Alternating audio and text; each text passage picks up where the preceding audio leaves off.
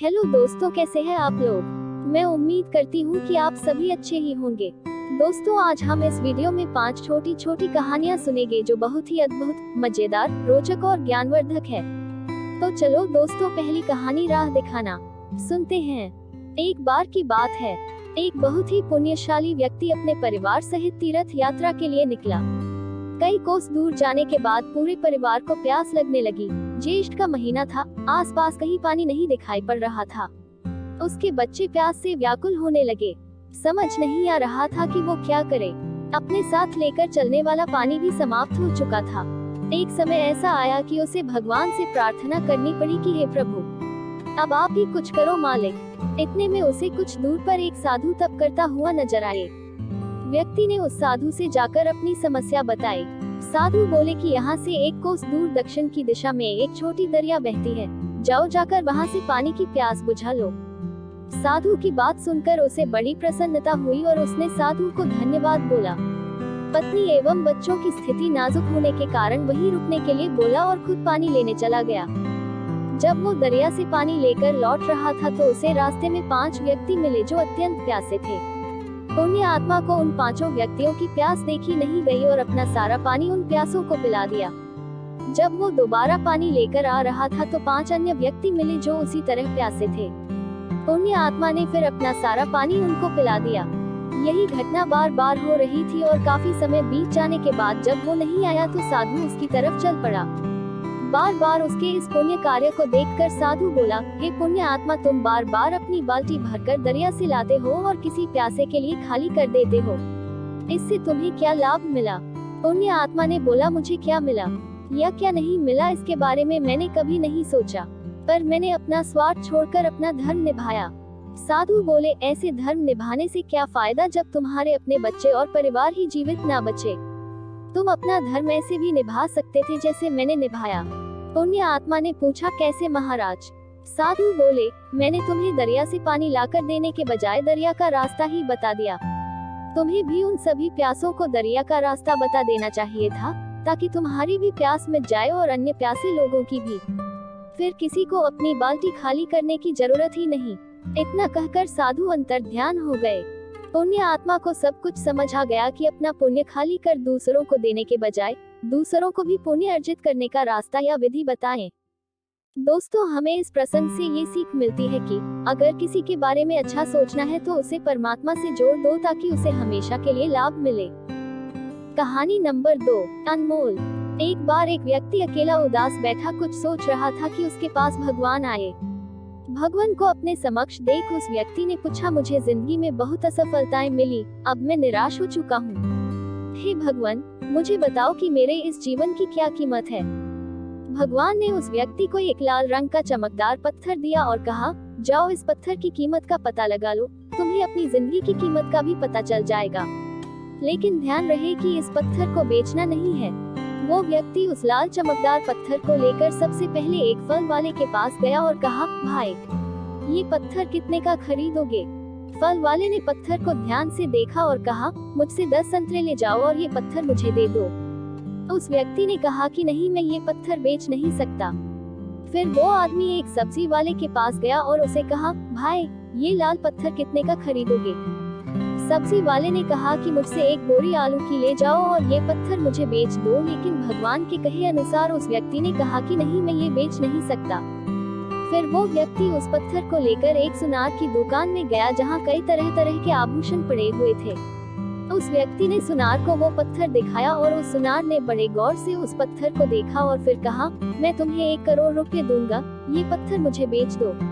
फिर उस व्यक्ति ने सुनार से माफी मांगी और कहा कि ये पत्थर मैं बेच नहीं सकता। सुनार ने फिर कहा, अच्छा चलो ठीक है, मैं तुम्हें 2 करोड़ दूंगा, ये पत्थर मुझे बेच दो। सुनार की बात सुनकर वो व्यक्ति चौंक गया, लेकिन सुनार को मना कर वो आगे बढ़ गया और एक हीरे बेचने वाले की दुकान में गया। हीरे के व्यापारी ने उस लाल चमकदार पत्थर को पूरे 10 मिनट तक देखा और फिर एक मलमल का कपड़ा लिया और उस पत्थर को उस पे रख दिया। फिर उस व्यापारी ने अपना सर उस पत्थर पर लगाकर माथा टेका और कहा, तुम्हें ये कहाँ मिला। ये इस दुनिया में सबसे अनमोल रत्न है।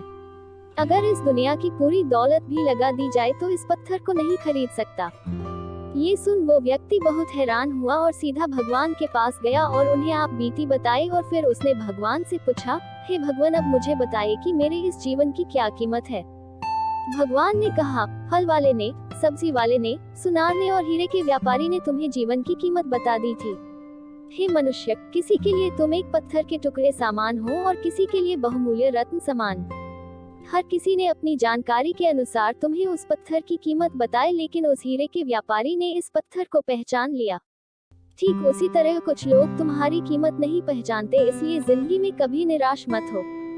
दोस्तों, हमें इस प्रसंग से ये सीख मिलती है कि इस दुनिया में हर मनुष्य के पास कोई ना कोई ऐसा हुनर होता है जो सही वक्त पर निखार कर आता है, लेकिन उसके लिए परिश्रम और धैर्य की जरूरत है। कहानी नंबर 3, सबसे गहरा कुआं। एक बार राजा भोज के दरबार में एक सवाल उठा कि ऐसा कौन सा कुआं है जिसमें गिरने के बाद आदमी बाहर नहीं निकल पाता। इस प्रश्न का उत्तर कोई नहीं दे पाया। आखिर में राजा भोज ने राजमंत्री से कहा कि इस प्रश्न का उत्तर 7 दिनों के अंदर लेकर आओ, वरना आपको अभी तक जो इनाम धन आदि दिया गया है वापस ले लिए जाएंगे तथा इस नगरी को छोड़कर दूसरी जगह जाना होगा। 6 दिन बीत चुके थे, राजमंत्री को जवाब नहीं मिला। निराश होकर वह जंगल की तरफ गया। वहाँ उसकी भेंट एक गडरिये से हुई। गडरिये ने पूछा, आप तो राजमंत्री हैं, राजा के दुलारे हो, फिर चेहरे पर इतनी उदासी क्यों? यह गडरिया मेरा क्या मार्गदर्शन करेगा? सोचकर राजमंत्री ने कुछ नहीं कहा। इस पर गडरिये ने पुनः उदासी का कारण पूछते हुए कहा, राजमंत्री जी, हम भी सत्संगी हैं, हो सकता है आपके प्रश्न का जवाब मेरे पास हो, अतः संकोच कहिए। राजमंत्री ने प्रश्न बता दिया और कहा कि अगर कल तक प्रश्न का जवाब नहीं मिला तो राजा नगर से निकाल देगा। गडरिया बोला, मेरे पास पारस है, उससे खूब सोना बनाओ। एक भोज क्या लाखों भोज तेरे पीछे घूमेंगे, बस पारस देने से पहले मेरी एक शर्त माननी होगी कि तुझे मेरा चेला बनना पड़ेगा। राजमंत्री के अंदर पहले तो अहंकार जागा कि 2 कौड़ी के गडरिये का चेला बनूं, लेकिन स्वार्थ पूर्ति हेतु चेला बनने के लिए तैयार हो गया। गडरिया बोला, पहले भेड़ का दूध पियो फिर चेले बनो। राजमंत्री ने कहा कि यदि मंत्री भेड़ का दूध पिएगा तो उसकी बुद्धि मारी जाएगी। मैं दूध नहीं पीऊंगा। तो जाओ, मैं पारस नहीं दूंगा, गडरिया बोला। राजमंत्री बोला, ठीक है, दूध पीने को तैयार हूँ, आगे क्या करना है? गडरिया बोला, अब तो पहले मैं दूध को जूठा करूंगा, फिर तुम्हें पीना पड़ेगा। राजमंत्री ने कहा, तू तो हद करता है, मंत्री को जूठा पिलाएगा, तो जाओ। गडरिया बोला। राजमंत्री बोला, मैं तैयार हूँ जूठा दूध पीने को। गडरिया बोला, वह बात गई, अब तो सामने जो मरे हुए इंसान की खोपड़ी का कंकाल पड़ा है, उसमें मैं दूध दोहूंगा, उसको जूठा करूँ, तब मिलेगा पारस, नहीं तो अपना रास्ता लीजिए। राजमंत्री ने खूब विचार कर कहा, है तो बड़ा कठिन, लेकिन मैं तैयार हूँ। गडरिया बोला, मिल गया जवाब, यही तो कुआं है लोभ का, तृष्णा का, जिसमें आदमी गिरता जाता है और फिर कभी नहीं निकलता। जैसे कि तुम पारस को पाने के लिए इस लोभ रूपी कुएं में गिरते चले गए। तृष्णा ऐसी आग है कि जितनी दुनियावी चीजें बढ़ती जाती हैं, उतना ही लोभ या लालच बढ़ता जाता है। जिस प्रकार आग में जितनी लकड़ी डालते जाओ, उतनी ही लंबी लपटें निकलती हैं। तृष्णा वाला मनुष्य कभी भी तृप्त नहीं होता। दोस्तों, हमें इस प्रसंग से ये सीख मिलती है कि लोभ का मारा धन की आशा के पीछे लगकर यह 10 दिशाओं में भागता फिरता है। सुख की खातिर यह बहुत दुख उठाता फिरता है, हर एक आदमी की चाकरी करता फिरता है। जिस प्रकार कुत्ता घर घर भागा फिरता है, यह भी धन के लोभ की खातिर भटकता फिरता है और परमात्मा की सुध ही भुला दी है। परमात्मा को प्राप्त करने के लिए मन का साथ बहुत जरूरी है, लेकिन वह मन जो हमारे इशारे पर चले, ना कि जो हमें अपने इशारों पर नचाए। कहानी नंबर 4, बीवी हो तो ऐसी। सेवानिवृत्ति के बाद मुरारीलाल जी ने अपनी बीवी राम कटोरी के साथ SBI बैंक में एक जॉइंट अकाउंट खुलवाया। जॉइंट अकाउंट में रिटायरमेंट बेनिफिट के 50 लाख रुपए जमा हुए और नियमित पेंशन भी प्रारंभ हो गई। मुरारीलाल जी ने एक दिन बीवी को ऑनलाइन बैंकिंग का सारा सिस्टम समझाया, साथ ही OTP का महत्व भी बताया और बताया कि जब तक मैं जिंदा हूँ तब तक इस पर आधा हक तुम्हारा भी है, और सख्त हिदायत भी दी कि किसी भी स्थिति में कभी भी किसी के साथ OTP शेयर न करना। एक दिन मुरारीलाल जी अपना मोबाइल घर पर ही भूलकर कहीं बाहर निकल गए। 3-4 घंटे बाद जब वे लौटे तो आते ही राम कटोरी से पूछा, कोई कॉल तो नहीं आया था? उद्धरण चिन्ह, राम कटोरी, बैंक वालों का आया था। उद्धरण चिन्ह, मुरारीलाल जी घबराते हुए, OTP से संबंधित तो नहीं था? उद्धरण चिन्ह। राम कटोरी गर्व से, अरे वाह, आप तो बड़े स्मार्ट हो। हाँ, ओटीपी ही पूछ रहे थे और कह रहे थे कि हमारे बैंकिंग स्टेटस को सिल्वर से हटाकर डायमंड में डालना है, जो हमारे लिए बहुत बेनिफिशियल रहेगा। मुरारी लाल जी मन स्वर में, हे भगवान, कहीं तुमने उनको ओटीपी तो नहीं बता दिया। उद्धरण चिन्ह। राम कटोरी, अरे जब बैंक वाले खुद पूछ रहे थे तो क्यों न बताते। उद्धरण चिन्ह। मुरारी लाल जी का सिर चकराया और वो धम से सोफे पर बैठ गए। मुरारी लाल जी हड़बड़ाकर मोबाइल हाथ में लेकर बैंक अकाउंट चेक करने लगे और साथ ही बड़बड़ाए, अरे महात्मन, गए अपने सारे लाखों रुपए, आज गए। उद्धरण चिन्ह। लॉगिन के बाद चेक करने पर मुरारी लाल जी सुखद आश्चर्य से भर उठे, क्योंकि उनका अकाउंट सही सलामत था और साथ ही बैंक ने आज ब्याज की रकम भी जोड़ दी थी। फिर मुरारी लाल जी ने राम कटोरी से पूछा, मोबाइल पर क्या तुमने सही ओटीपी बताया था। उद्धरण चिन्ह। राम कटोरी, हाँ जी, बिल्कुल सही बताया था।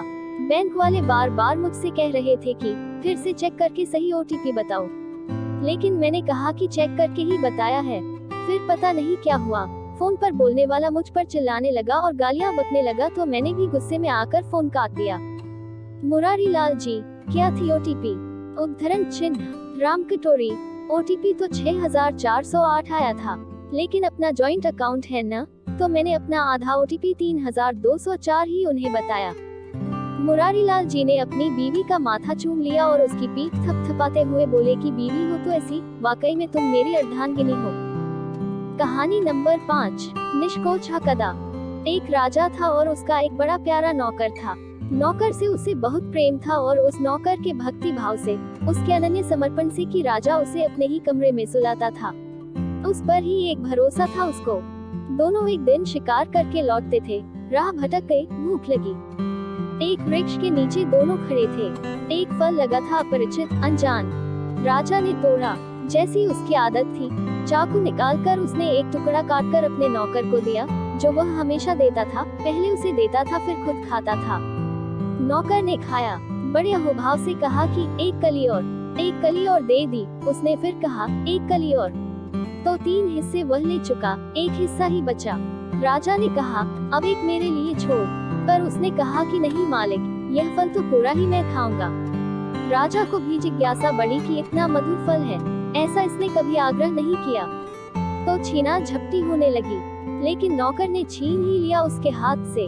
उसने कहा, रुक, अब यह जरूरत से ज्यादा हो गई बात। 3 हिस्से तू खा चुका, एक ही फल है वृक्ष पर, मैं भी भूखा हूँ और मेरे मन में भी जिज्ञासा उठती है कि इतनी तो तूने कभी किसी चीज के लिए मांग नहीं की, यह मुझे दे दे वापस। नौकर ने कहा, मालिक मत ले, मुझे खा लेने दे। पर राजा न माना तो उसे देना पड़ा। उसने चखा तो वह तो जहर था, ऐसी कड़वी चीज उसने अपने जीवन में कभी चखी ही न थी। उसने कहा, पागल, यह तो जहर है, तूने कहा क्यों नहीं। तो उसने कहा कि जिन हाथों से इतने स्वादिष्ट फल मिले, उन हाथों से एक कड़वे फल की क्या शिकायत। शिकायत दूर ले जाएगी, धन्यवाद पास लाएगा। थोड़ा सोचो। उस दिन वह नौकर राजा के हृदय के जितने करीब आ गया। राजा रोने लगा, वह तो बिल्कुल जहर था फल, वह तो मुंह में ले जाने योग्य न था, और उसने इतने अहोभाव से, इतनी प्रसन्नता से उसे स्वीकार किया, छीना झपटी की। वह नहीं चाहता था कि राजा चखे, क्योंकि चखेगा तो राजा को पता चल जाएगा कि फल कड़वा था। यह तो कहने का ही एक ढंग हो जाएगा कि फल कड़वा है, न कहा लेकिन कह दिया, यह तो शिकायत हो जाएगी। इसलिए छीन झपटी की। जिन हाथों से इतने मधुर फल मिले, उस हाथ से एक कड़वे फल की क्या चर्चा करनी। यह बात ही उठाने की नहीं है।